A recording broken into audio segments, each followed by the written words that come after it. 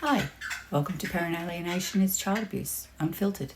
Thank you all for being here today and welcome to the new subscribers. I thank you all and appreciate every single one of you. Thank you for joining me. Today's discussion is going to be a different perspective.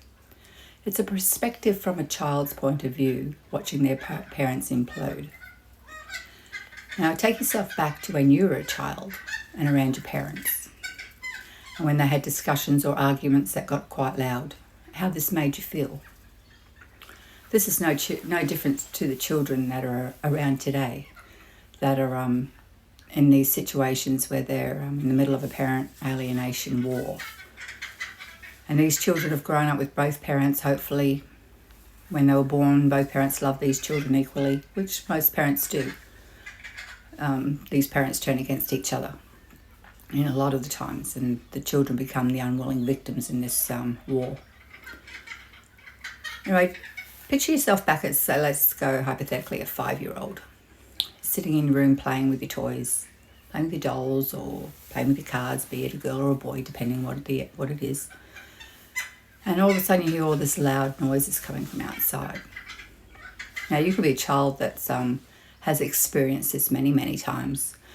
Some children become immune to this or desensitized from all this because it happens so frequently that it doesn't really affect them as it would a normal child that has never been exposed to this sort of situation. The child who has been desensitized from it, that's sad, because to be desensitized against aggression or yelling and screaming, that's a very sad way to acknowledge that a child had to experience this on a long-term basis at the age of 5. That's the age we're going with at this moment. Now, what about the other child that's age 5 that's never been exposed to this, and mum or dad's just met a new partner and have been together a little while, and suddenly they've started arguing and fighting over little things. You're in your bedroom playing with your toys. All of a sudden you hear this yelling out, "Why didn't you take the rubbish bin out? It's not my job." "Yes, it is. I asked you before." And you get all that's basically how it starts, over trivial shit. And these children are startled awake by a loud aggressive noise that's happening. And these parents, the situation escalates. They start nitpicking not just on who took the rubbish out or who was supposed to take the rubbish out. That's just a hypothetical, because the arguments that are caused in relationships can be trivial. And many people out there that are in relationships know just how easy some things can get out of hand if it's taken the wrong way. In the world of a narcissistic person, if you've happened to be hooked up with a narcissistic person, then this starts to show itself pretty early in the relationship. And if you've had a child that's never experienced this can be quite traumatic for this child. 1, the yelling and screaming is very fearful and causes a lot of anxiety in a small child. And 2, why is this person attacking my mother? Or why is this person attacking my father? Why are they yelling at them? And they feel really scared and unsure about what's going on. In some cases, you'll get the parent of the child, be it the mother, be it the father, will come in and comfort the child and make sure the child's okay. Because most people that are switched on know that these yelling and screaming things do affect the children and will go and check that the child's okay. The ones that don't check the children are okay with all this yelling and screaming, they're usually the ones that are behind it, or oblivious to the fact of what they're doing is scaring the child. Now, if this starts happening on a daily basis, these children become fearful of each day. They wake up each day wondering, is there going to be another argument today? I've got these butterflies in my stomach and I'm not quite sure what they're from. I feel a little bit sick in my stomach and I feel like I'm going to throw up. I don't know why. You up and tell mummy and daddy, I feel sick, I don't know what's wrong. "Oh, it's just growing pains. You'll be fine. It's okay." Not actually understanding that the child's full of anxiety. This child's anxiety because of the argument you had yesterday, they're concerned will happen again today, because it happened over something trivial. As these children grow, if the relationship doesn't settle and there isn't a compromise, and relationships are about compromise. not everybody can please everybody all the time. But you don't have to turn narcissistic to get what you want. You can compromise. Okay, you didn't take the bin out today. Could you please take it out this afternoon because the rubbish man's coming tomorrow and we don't want to miss that. Yep, okay. If I forget, could you please just do it just so that we know that the rubbish is taken out? Yep, that's fine. That's a compromise. I don't believe in gender-specific roles in the house. I know there's a lot of things in a home that a mother likes to do. I like to cook. I do the cleaning. That's what I like to do. I have my music on and I enjoy that. That's my giving myself to my family. I feed them. I clean their clothes. You do what you do. And the father's role in this house is he does the outside work and he's the fix-it guy. He fixes stuff that needs to be fixed. That's how it should be. But in some places, some men believe that a woman's place is in the kitchen. A woman's place is chained to the sink. Women shouldn't be allowed to go out and have fun. They've got too much work to do. Or they'll have a few kids and the hubby will come home and go, what have you done all day? You've sat on your bum, watched TV all day and the house is a mess. Not totally understanding the care and involved that's involved in raising small children. Some men are oblivious to this fact. They see their woman sitting on TV, maybe taking a 5-minute break and just happen to walk in when she's sitting down and assume she's been there all day. Assume nothing gets done because anyone that has kids, and I've got 5 of us, I've said before, when my kids were quite young, it's impossible to try to keep a house clean. If you want happy, healthy kids. Kids are supposed to play and explore the world and they can't do that in a neat, tidy home. Their toys get spread everywhere. That's what happens. Their books get spread everywhere. That's what happens. As they get older, you teach these children to put their stuff away, but you don't expect them to know to do that straight off the bat. But unfortunately, some parents out there, not always the father that comes home grumpy, it can be the mother that comes home grumpy and the father's the stay-at-home dad. Known a few of these, and same situation. Well, what have you done all day? You've done nothing. Well, these are hands-on dads that go out and play with their kids. These are hands-on dads that sit and play Lego blocks or read stories to their children. Because in the first 5 years of a child's life is the most important part of a child's life. Their growth and development and discovering the world they're like a human sponge. They just take everything in. And then you start slowly incorporating about picking up your toys and putting your books back in the right spot where they need to go. And if you have a supportive partner, this can work really well. But if you don't have a supporting partner, this can go pear-shaped. And these kids have to sit and listen to mum or dad attacking the other parent because, I left my books out, now mum's getting in trouble. I left my cars out, now dad's getting angry about that. I didn't put all my toys away, and mum and dad are arguing again about it, and it's my fault. It's my fault they're arguing. So what a lot of narcissistic parents out there don't realise that when parents argue, these children blame themselves. These children go through life blaming themselves. If the relationship's broken down and the parents have separated, these children will blame themselves if their arguments were centred around these children. Oh, she's too messy eating at the table. Oh, he drops food everywhere all the time. Why don't you pick that up? Why are you such a pig at the table? Why don't you eat properly? Use your knife and fork. The other parent tries to step in and go, well, they're a bit young to understand how to use a knife and fork yet, or they're a bit unsure about how you manipulate things to cut and put in your mouth and stuff like that. So when they're really young, the most important thing is that they eat, that they're eating food. You don't care about the mess. Mess can be wiped up, cloth, water, soapy dishwash, 5 seconds, gone. But if you start abusing a child for the way they're eating or how much mess they're making while they're eating, then you're going to cause that child anxiety about food. Every time they sit down at the table, they're going to be scared about how they eat, not what they're eating. And 9 times out of 10, they'll lose their appetite. Eat your food. You can't have anything else if you don't eat your food. But I feel a bit sick in my stomach. I don't care. You don't get anything else if you don't eat your food. Not asking why they might feel sick in the stomach. Although a child might not understand why these sick feelings come along. Because They don't know what anxiety is. They don't understand what fear is. They don't understand what aggression is. They only know the way it makes them feel. When I start getting yelled at the tea table, then I don't feel hungry anymore. I don't want to eat anymore. Then when tea's finished, then I am hungry because I didn't really eat tea because I was too anxious to eat. Scared I was going to drop something or worried I was going to make a mess or spill something on my pretty dress or, down my nice shirt. Kids shouldn't feel anxious about eating. They're kids. Parents have the expectations that kids are supposed to know. Kids are supposed to know how to do things, and kids don't. And some parents will argue over this.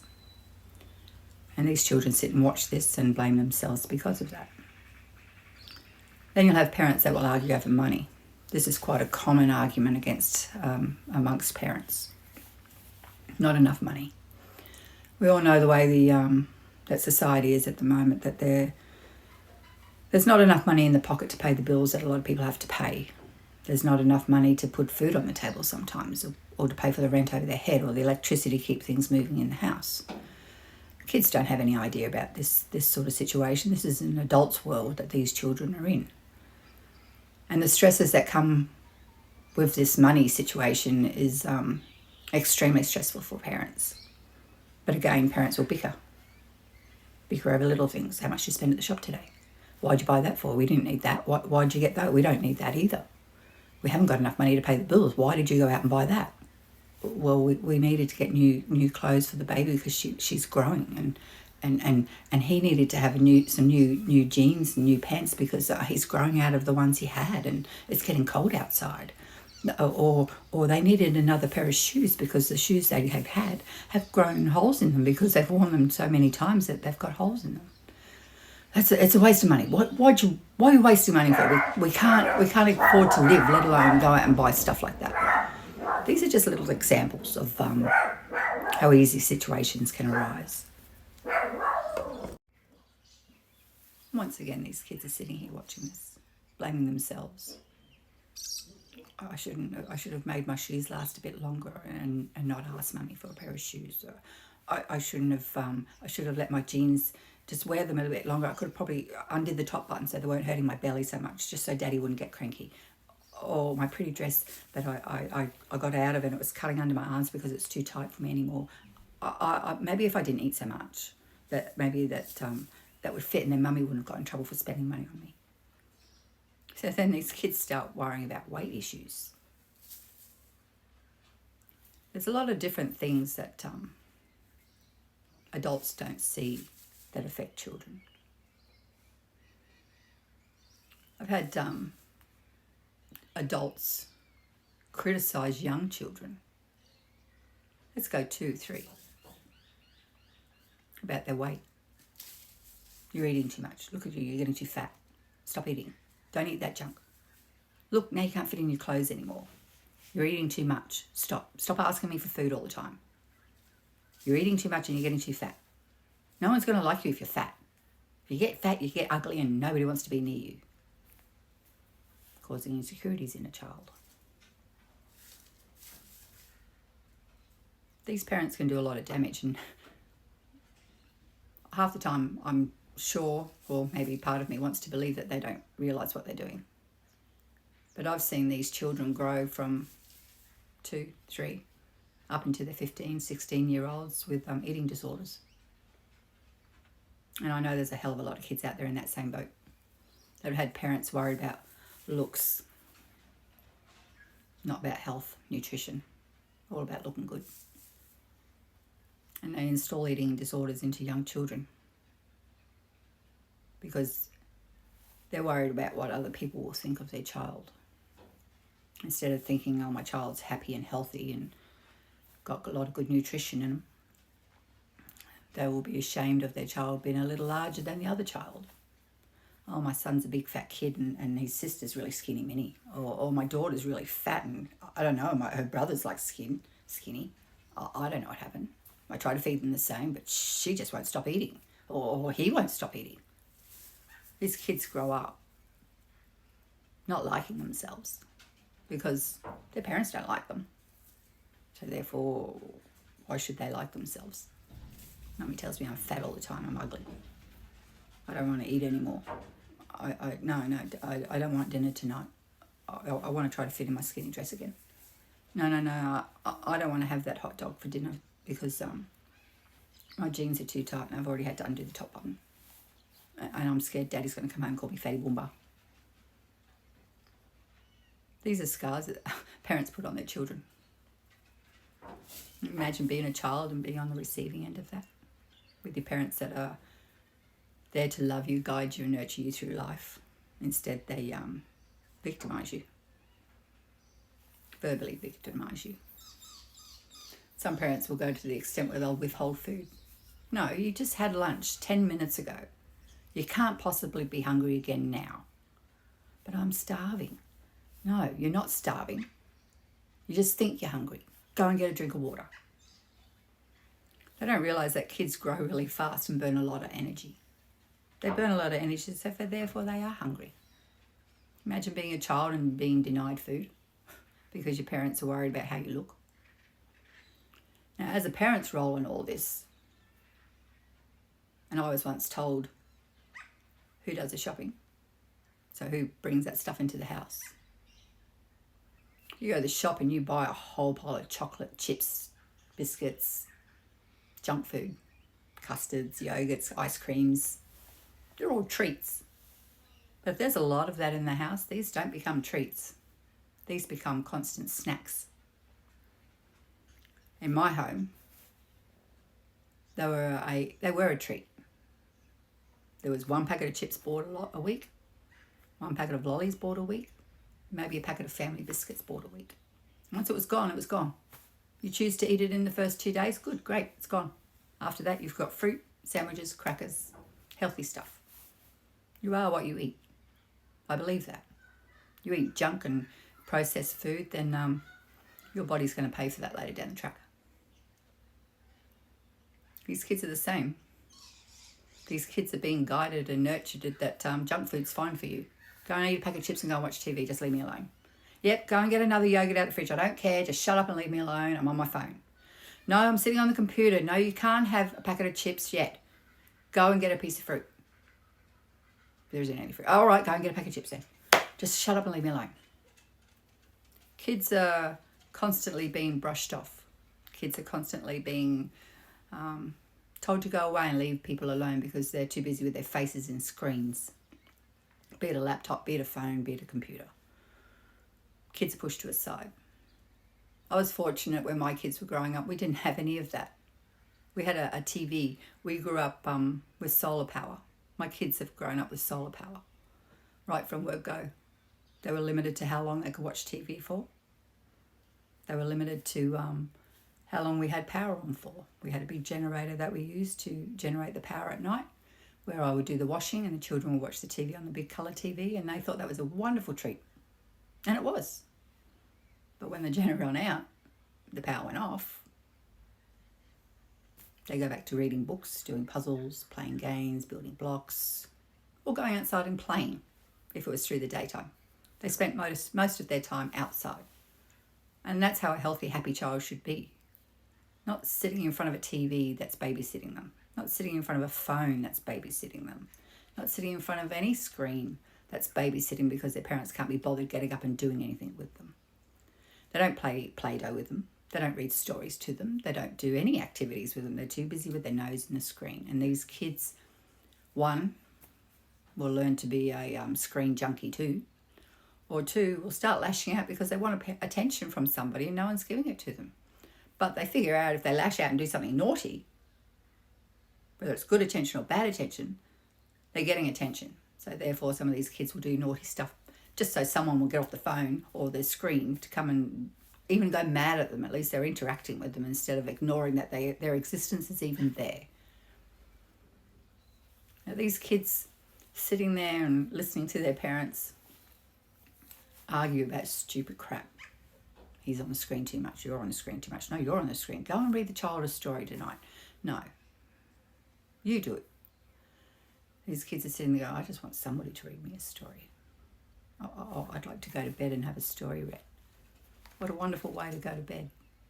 I used to read stories to my kids every night. We used to do close your eyes and imagine. Imagine you're in a fantastic world, or imagine you're at the beach, or imagine you're climbing a mountain. And my kids love that. When we used to read stories, I used to put character voices into the different people into the stories that we're reading. And they love that. You can make so much fun out of simple tasks. It's not a task, it's a pleasure. I used to love reading stories. And my kids loved it too. My grandchildren loves it. They used to come over and they'd go to the library shelf and pick out a book. Can you read this for me, Nan? And yep, not a problem. Grab a cup of tea, let's sit down and have a good story time. It doesn't happen anymore. It doesn't happen anymore.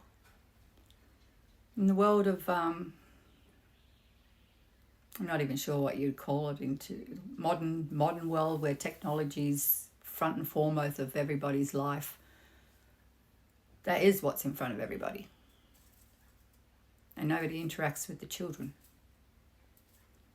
Usually the ones that don't interact are the ones, usually the ones that do interact with the children are the ones that can't afford to buy these luxurious items like face screens or computer tablets and iPhones or anything like that. They don't have that, so they do interact with their children, and their children are usually a lot happier than the children that have been, or the parents that can afford that stuff and shove it in their face to keep them quiet. I've seen people use phones just on babies, on 1-year-olds and 2-year-olds, because they can't think of any other way to keep them busy. Can't think of any way to get 5 minutes quiet to myself. Well, what you're doing is setting up your child to become a screen junkie. Because as soon as you take that screen off that child, they usually cry and carry on. This is the start of the screen junkie syndrome. And there's many kids out there today that I'm aware of that are in this exact position. And I'm sure there's plenty of parents out there going, oh, yes, she's right. I can't take my screen off of my child and she's only 2.5, or she's only 1.5. And no, she screams like the house is going to come down when I take it off of her. But you give it to them in the first place to keep them quiet.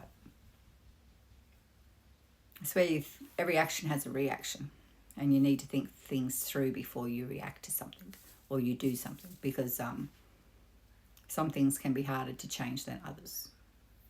And an addiction, regardless of what it is, be it a screen, be it cigarettes, be it drinking, an addiction is an addiction. And if the longer you're hooked on that, the harder it's going to be to break that chain for that. That habit will just be at the front of the mind all the time. Got to have that screen. Got to have that. Got to have a look what's going on. Got to have the kid won't stay quiet unless I give it to him. Got to give it to her. Got to give it to her. Got to give it to him. He drives me up the wall. Screams and carries on. He's so loud. Like, kids are supposed to be loud. Kids are supposed to be excited and voicing and giggling and laughing, sometimes screeching and yelling. It's all part of childhood. And many people just can't fathom that. Many people just can't cope with that. My kids used to play with saucepans. We used to get the saucepans out the cupboard. We used to get the pots and pans, and we'd give them a wooden spoon each, and I'd let them go crazy. Yeah, let's make some music, guys. Let's do this. And the music we'd make in this family, it was spectacular. I miss those days when my kids were that little and we did that. They're all bigger and have their own children now, so maybe they do it with their own kids at their own house.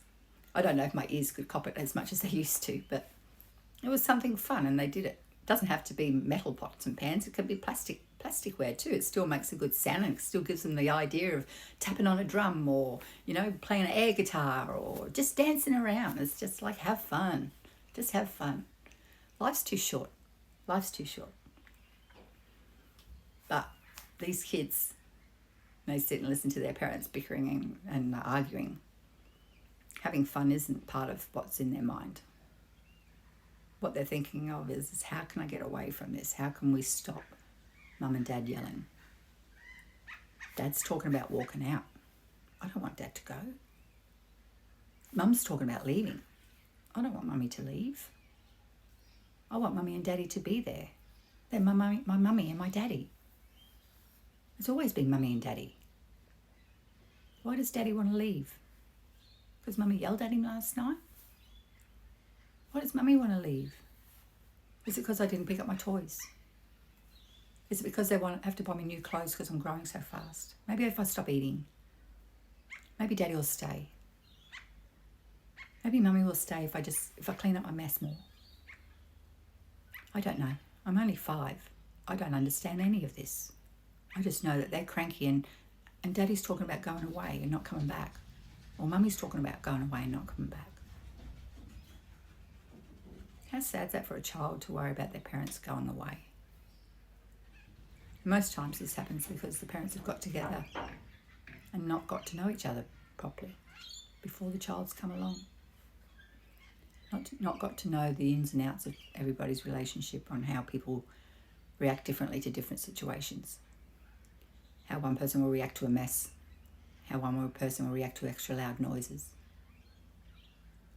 Or how one person will react to spending money necessarily to support a growing family.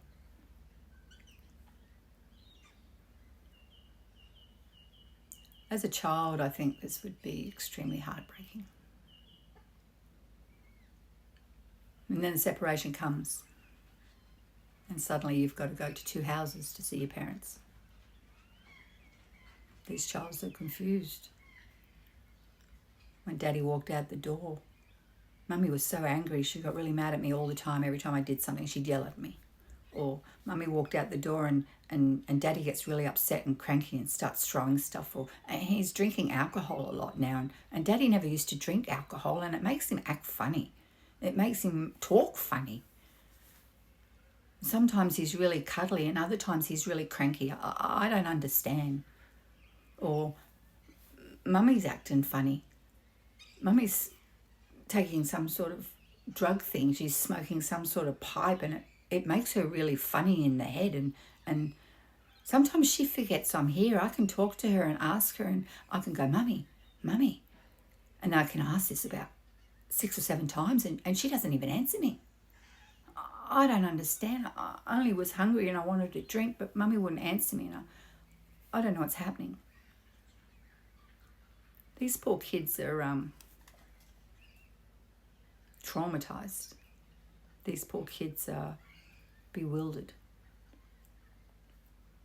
They just want mummy and daddy back together. Mummy and daddy happy like it used to be. And mummy won't let me go and see dad now because she's mad at him. I'm not allowed to go and talk to him. I can't even go and see Nanny and Poppy anymore.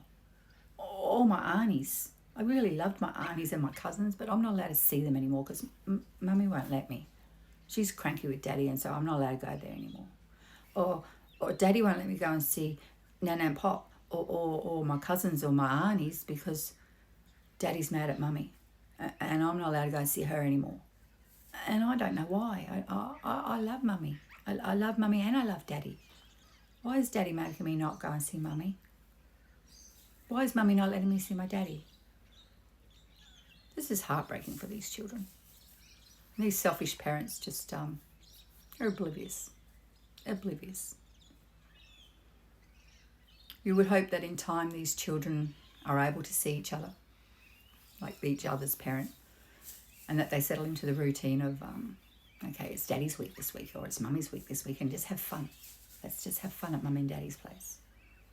But if you've got a narcissistic parent that's not taking the breakup very well and decided you can't see your mother or your father anymore, this becomes quite traumatic for the child.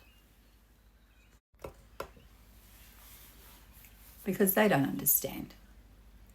Because the relationship's broken down and now they're not allowed to go and see the person that they've grown up loving because the other person's too spiteful to let them. They can't go and see their extended families because the other person's too spiteful to let them.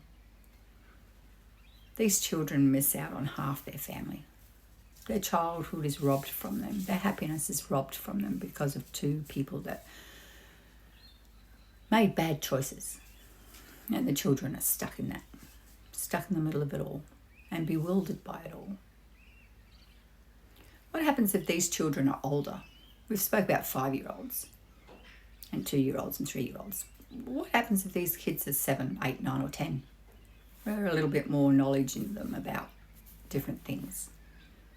Some of these kids, like I've said before, could be desensitized because they've heard arguments and screaming matches for so long. They know what their mother's like, so they know when it's coming. They see the signs, so they make themselves scarce and don't rub mummy up the wrong way when she's like that, because she'll get really nasty with you. Oh, don't go near daddy when he's in a bad mood. If you go near daddy when he's in a bad mood, he's probably going to smack you. Just don't make him cranky even more. How sad is that? Because they're wrapped up in their own worlds. These kids suffer for that. Imagine growing up with fear. And I know there's a few on this channel that have experienced that. They've grown in a world of hostility, in a world of trauma. I was one of those. So I totally understand, and I know there's a lot more out there. It does rob you of half your life. It robs you of the ability to trust. These kids grow up probably not wanting to, well, it works two ways actually. One, they don't want to get involved with anybody because they don't want to go through what mummy and daddy went through. No, gosh, I don't want to do that. I've seen how daddy was when mummy left, and he cried for a long time. He was terrible, and he drank, and then he would cry, and then he'd throw things, and sometimes he'd try to hurt himself. Or, I don't want to be like mummy. Mummy got drunk, and then she went out, and then she brought this strange man back home. This man was very weird. He looked at us very strangely, and then he stayed, and I don't know if mummy really liked him or if he was just staying there, but he was there, and I didn't like the way he made me feel. He made me feel funny in the stomach. Because sometimes he would look at me or he would scream at me, and I'd be really scared, and I'd want to go and see my dad. I'd go, oh, mummy, can I go and see daddy, please? And then I'd get in trouble because I'm not allowed to see my daddy. No, you have to stay here. This is your new daddy now. He's going to stay with us, and he's going to be your new daddy. But mummy, I don't like him. He makes me feel funny. Dush. You're just a kid. You don't know. This is your new daddy. You will respect him. You will do what he tells you to do. Oh, I don't want to hear any more about it. Or, this is your new mummy. You will listen to her. You will do what she tells you to do. Oh, I don't want to hear any more about it. One of the most confusing things, and this blows my mind. It just blows my mind. That when a parent of a child meets a new person, be it mum, be it dad, no gender specific on this as well, they get the child to call the new person the new mummy or your new daddy. This is your new mummy now. Don't worry about her. She's not your mummy anymore. This one's your new mummy. This one's your new daddy now. You don't have the other daddy's not here anymore. No, he's a bad daddy. No, we don't want that daddy no more. No, this is your new daddy. But mummy, he makes me feel weird. No, this is your new daddy now. He's a nice man. He pays the bills. He's helping with the house. You will respect him and you will do as you're told. How does this make a child feel? Those out there that would know will know. Makes these child feel unimportant. Their voice doesn't matter. Doesn't count. You will do as you're told, and you will do what this man says or this woman says, regardless if it's good or bad.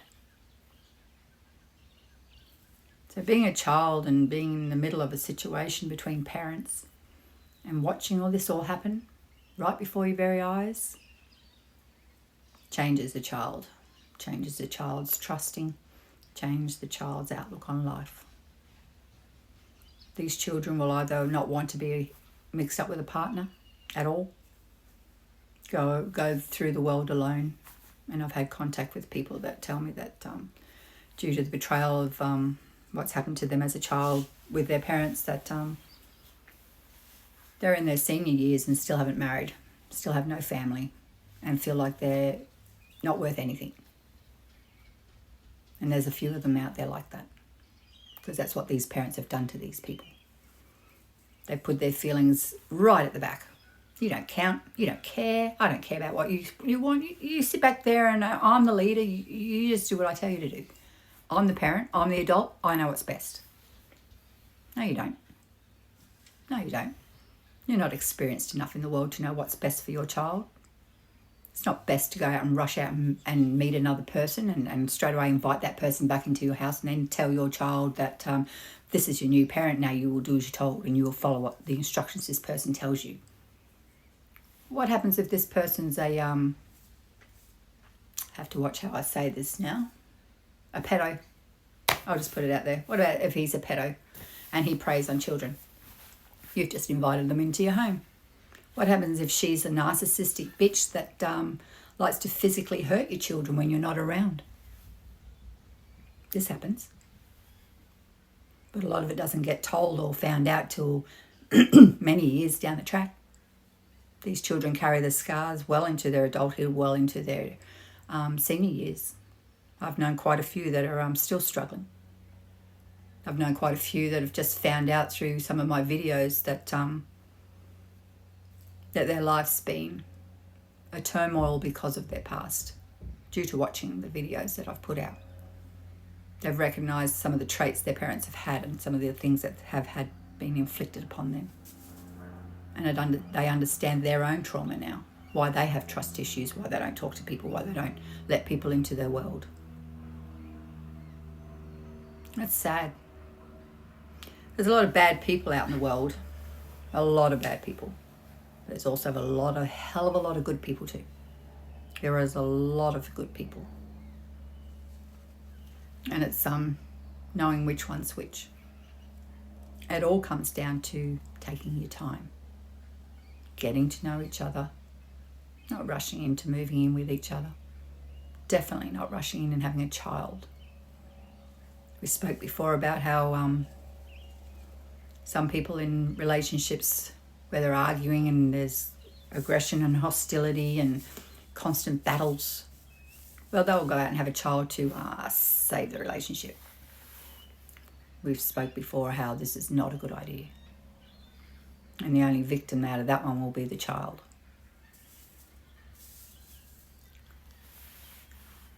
I feel that if we had more education in schools about the ways of the world, about meeting people, how people talk to each other, what's acceptable, what's not acceptable. If children had more of an outlook on what's okay and what's not okay in the house, we could have some more changes in the system where the children are a bit more protected from the narcissistic world or protected of going out and jumping into a relationship too early. I stated in one of my other videos that quite often teenagers get drawn into relationships quite easily. They'll get a guy or a girl whisper sweet nothings in their ear. These kids are facing trauma at home where they're pushed in the background. You stay back there, don't bother me. Watch your screen, go in your room, stay back there. But then they get these kids come up and go, oh, you're really nice, you're really pretty. Or you're a nice guy. How about you come over to my place for a while, or come and see me, or they whisper sweet nothings in their ears, and these kids can fall into a trap very easily. Sometimes it can be a rescue. Sometimes these kids can be nice kids. Take these kids over to show them what a real family feels like, what a real home feels like. I know the first time I went to a home where it was a loving, nurturing family, and it was clear to see. It was clear to see the love that was in this house, the bond that these people had together. There was no fear. There was no aggression. There was no talking down to somebody. I was shocked. I didn't think families like that existed. But they do. My family's one of those now, because I believe it's a choice on what you choose to inflict on somebody. It's all a choice. You have a choice whether you have a happy home or whether you have a miserable home. I chose happy home. My kids grew up in a happy home. Even happy homes have their hiccups, but that's a hiccup. It doesn't cause trauma or abuse.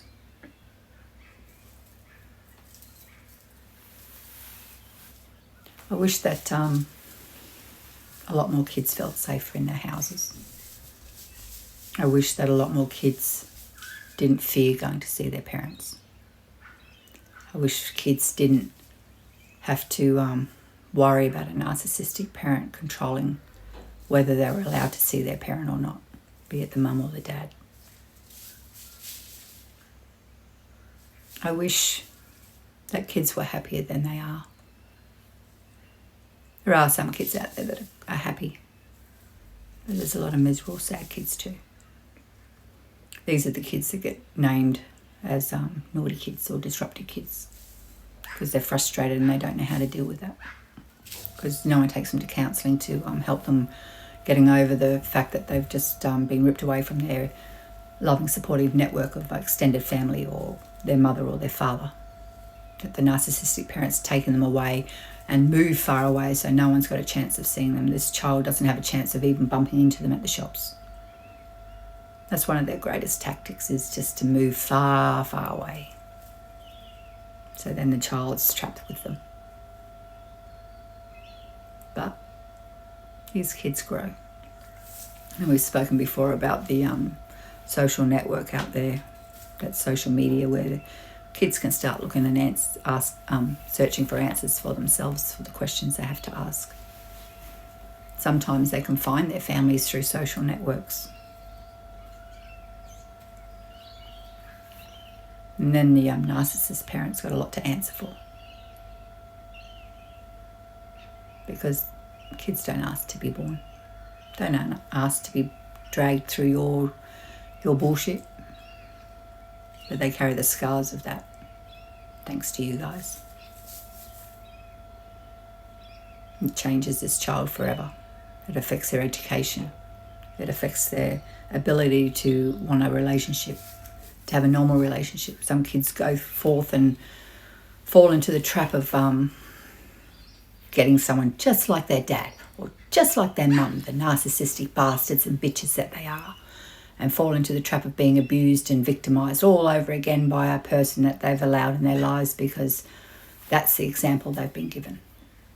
This is the life I know. I don't know any other way. He seemed nice to start with, but then he started to control what I was doing, or she seemed nice, but then she was getting phone calls from people I don't know and spending a lot of money. All comes back to just taking your time. Anyway, I'm going to leave this one here today. I hope I covered that pretty well.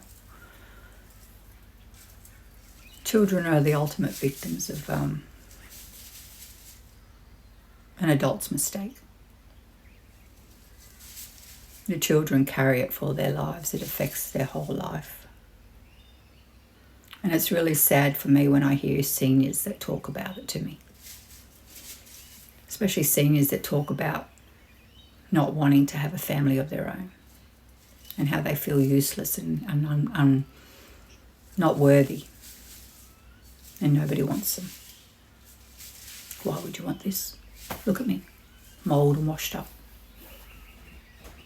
That's sad, because there is somebody out there for everybody. I believe there is somebody out there good for everybody. And sometimes these people come along when you least expect it. Sometimes you don't find them until you are older and you've dealt with the bullshit. Some people don't deal with the bullshit very well. It's always the blame game, instead of going, well, actually, you both fucked me up. I was fine. Used to.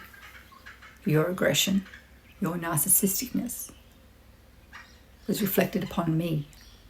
You changed me. I wasn't allowed to be a happy kid. I had to worry about whether you were arguing. I couldn't be a happy child because I had to worry about whether you were going to get aggressive. You've robbed these children of their happiness and their ability to grow normal. They're not normal because they have to be concerned about what's going on. They're anxious. They're traumatized. And they shouldn't be. They should be kids. Happy, laughing, being a little loud, being a little messy, exploring their world. The world one day they will be older and more in control of. While the parents are old and wanting the child to look after them when they're older. A lot of these cases, these kids don't. As I've said before, these kids wake up to what's going on and people will have to answer for what they've done, and a lot of times these narcissistic parents that have done this damage will end up living their final years on their own, alone, and wonder why. Because they forget what they've done. They forget what they did to that child when that child was 5. They forget what they did to that child when they were 10, 11. Kids don't forget. Kids remember. And one day, the tables will turn. So, if you're watching this and you don't have a child or you don't have a partner, take it from me, please. Just don't be in a hurry. Don't be in a hurry. Find somebody, get to know them. Get to know their thinking of how a child should be raised. Get their opinion on what happens if the relationship breaks down. And again, don't fall for false promises. Don't let them make you think that, oh no, if we split, we'll co-parent nicely together. Because I've heard that lie many, many times, and that's what it is. It's a lie. There are situations, though, where a relationship breaks down and parents do co-parent lovely. They co-parent wonderfully together. And the children are an example of that. These children are well adjusted. They do well in school. Happy to see mum, happy to see dad. There's no tension, there's no hostilities, there's no aggression, there's no anxiety. These kids are happy, healthy, normal children who will go forth and be wonderful members of society. It's the ones that struggle, the ones that have been denied the loving, caring, nurturing part of the family life, be it due from a narcissistic mother or due to a narcissistic father. These children have had their worlds ripped from underneath them. These don't grow up and prosper like the others. These children are full of doubt. These children are full of questions. And these children are full of anxiety and they suffer from PSD.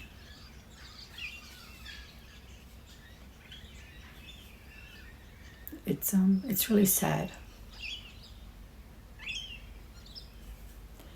Anyway, I'm going to leave this one here today, and I thank you all again for being here. If you haven't already liked and subscribed, I'd welcome you to do so.